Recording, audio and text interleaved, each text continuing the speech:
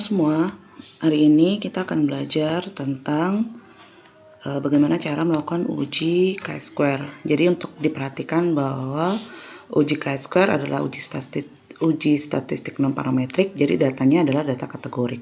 Oke, data kategorik ya misalnya seperti kategori asupan, kemudian ada juga misalnya kategori jenis kelamin atau kategori pekerjaan, misalnya seperti itu ya. Nah, uji yang digunakan adalah uji 2x2. Nah, jadi variabelnya itu harus terdiri dari 2 kategori, tidak boleh lebih. Kalau misalnya lebih dari 2 kategori maka akan menggunakan uji yang lain, seperti itu ya. Nah, yang perlu diperhatikan adalah ada beberapa syarat yang harus diperhatikan. Yang pertama yaitu tidak ada sel yang frekuensinya 0 ya. Kemudian expected code-nya ya tidak boleh kurang dari 5. Nanti kita lihat expected code itu yang seperti bagaimana. Kemudian tabelnya jelas tabel 2x2 ya. Nah, kalau misalnya syarat ujinya tidak terpenuhi, maka alternatif ujinya adalah menggunakan uji Fisher. Kalau misalnya dia ujinya 2 kali K ini berarti menunjukkan variabelnya lebih dari 2, maka uji yang digunakan adalah uji Kolmogorov-Smirnov.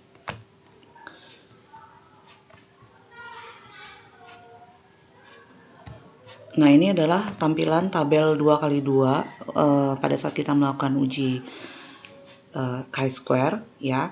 Interpretasi hasil dilihat dari p-value-nya. Kalau nilai p-value kurang dari 0,05, maka bisa dikatakan ada hubungan antara variabel independen dengan variabel dependen ya.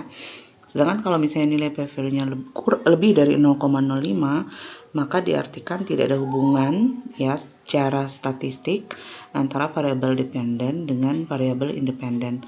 Saya harap kalian sudah bisa membedakan antara variabel independen dan variabel dependen. Jadi kalau variabel dependen adalah variabel yang terikat, sedangkan variabel independen adalah variabel bebas, seperti itu ya.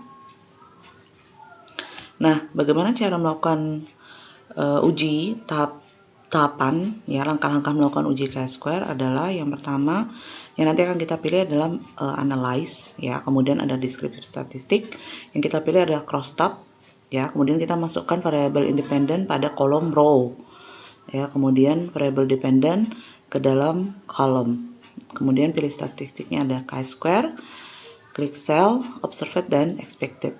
Nah, untuk lebih jelasnya kita langsung ke data kita ya. Ini datanya masih sama seperti kemarin ya. Nah, misalnya kita mau melihat hubungan antara kategori IMT dengan tingkat asupan ya, untuk melihat apakah ada hubungan antara IMT dengan asupan. Nah, maka IMT di sini adalah variabel bebasnya, sedangkan yang variabel terikatnya adalah asupan energi, seperti itu. Nah, untuk melakukan ujinya ya, kita klik analyze, kemudian descriptive statistik, kita pilih crosstab. Oke. Kemudian tadi ingat ini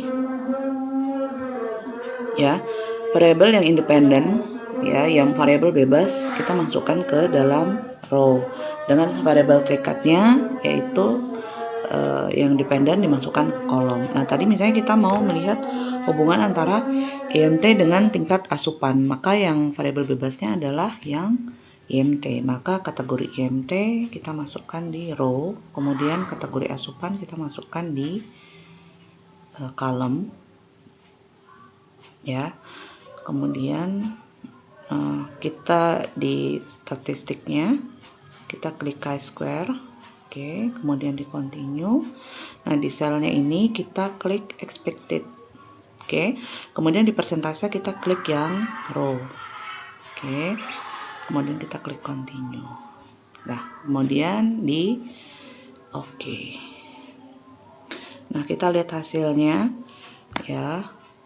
Nah, tadi seperti yang saya sudah sampaikan bahwa tadi asumsinya kalau kita mau melihat hasilnya adalah persen chi-square, maka tidak boleh ada data yang bernilai 0 ya. Di sini tidak ada data yang 0.